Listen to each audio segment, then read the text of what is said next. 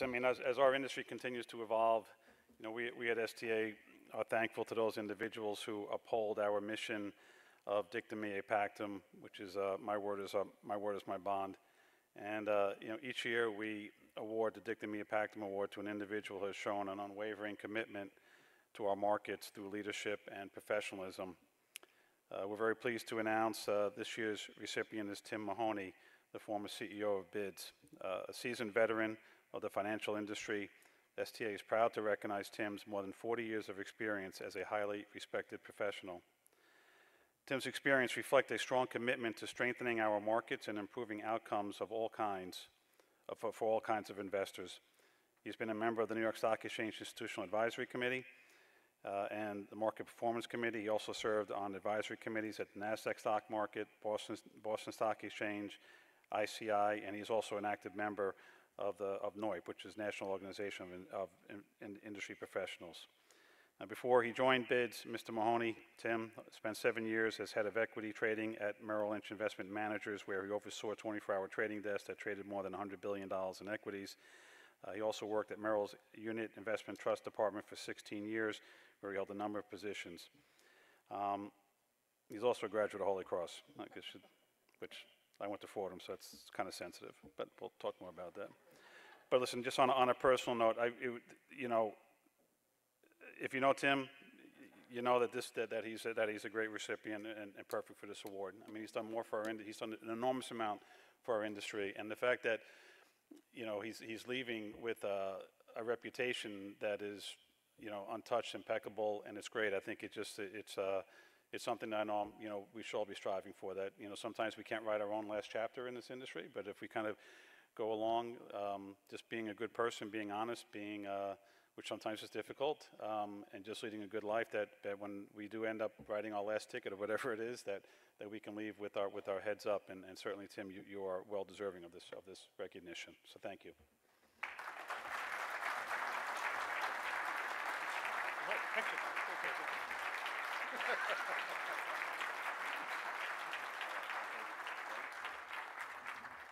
Thanks, Jim. I mean, the Holy Cross thing was really for his wife, because his wife went there too.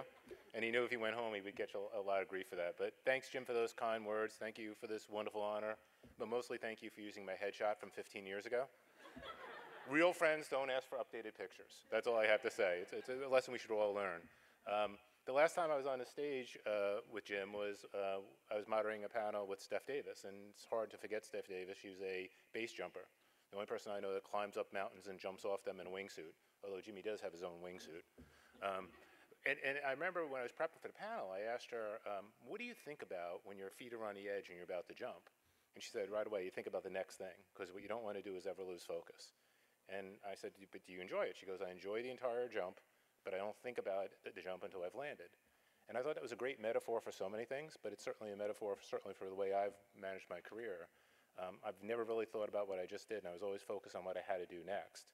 And sticking with my metaphor, having now landed and been retired for a full month, I had this opportunity to realize what a great industry this is and how lucky I was to be part of it. And the people you met and the things we did, it was extraordinary. And also when I tell people that I've been doing this for 42 years, it sounds like a long time, but it understates the importance of the industry to me, because my dad started in 1957. So it's literally been part of my life for my entire life. And I remember the first job I got, it was in the summer of 1979. I was working, I was graduated high school, about to go to college, I needed a job, and I wanted to get a job bartending somewhere on a beach where there was water. My dad had different views. My dad was an operations manager at Merrill Lynch in the block trading department, and he wanted me to get a professional job, a suit and tie and commuting into Manhattan. And so we went on parallel paths to see who could get the job first. And I remember him calling me up all excited.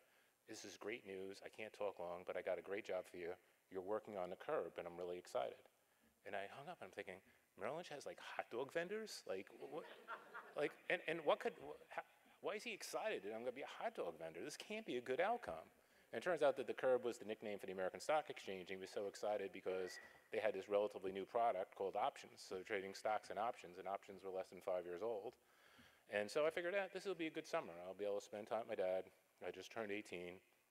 I can go for a beer with him at the end of the day, and I'm in Manhattan. How bad can it be? But it's not going to affect my life.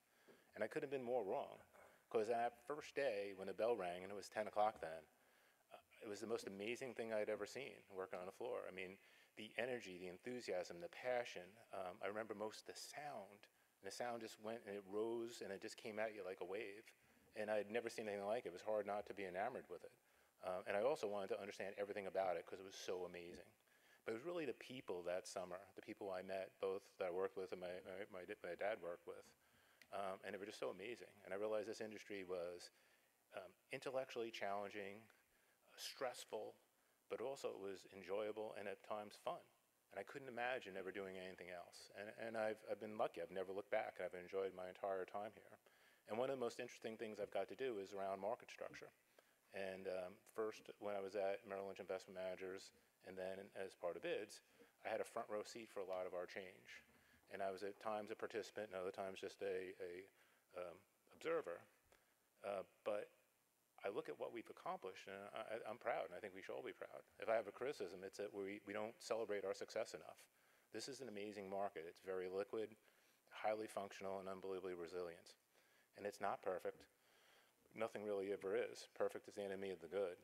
Perfection's unachievable. What we do that's better is we come to conferences like this on a regular periodic basis to look at what we've done with a critical eye and try and determine if we can make it better by always being careful not to take a step backwards.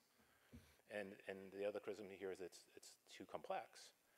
And that just makes me crazy. I mean, the world's just complex. Everything we do is complex. Watching TV is complex, is the example I always use, is that it used to be easy. You got your TV, you plugged it in, and for me, where I grew up in New York, you had 3 local channels and 3 networks. It was really easy to do. But what you had to do is watch what somebody else wanted you to watch when they wanted you to watch it. And you contrast that to what it is now. It's overly complex, right? Do I take streaming? Do I take cable? Which package do I take? But in the end, if you put the time and effort into it, you're able to do exactly what you want, watch what you want, when you want to watch, how you want to watch it. And I think that's very true for our industry too. We lose track of the fact that there are multiple different participants in this industry, different constituencies. And the needs of the traditional long-only institutional investor is different than the hedge fund, which is different than a quantitative investor, and it's different than retail. And every change we make isn't necessarily for us. But it's hard to argue that the changes cumulatively haven't really worked. We trade more volume now at a lower cost. And by lowering those friction costs, we've been able to improve the primary markets and help with capital formation that's benefited the entire economy. So all the work we've done has been very beneficial. And so as I leave the industry, I think back how much it's changed and how different it is in almost every way. But the one way I think it's very much the same is the people. And certainly the demographics have changed. It's a much more diverse, better educated group of people than when I started. But if you strip away that first level of statistics, what you're going to find is the same enthusiasm, same passion, the same type of people who have made this industry great for a long time. As I thought about that, I became very optimistic about the future of both our industry and our markets. So thank you again for listening to me, and thank you for this wonderful award.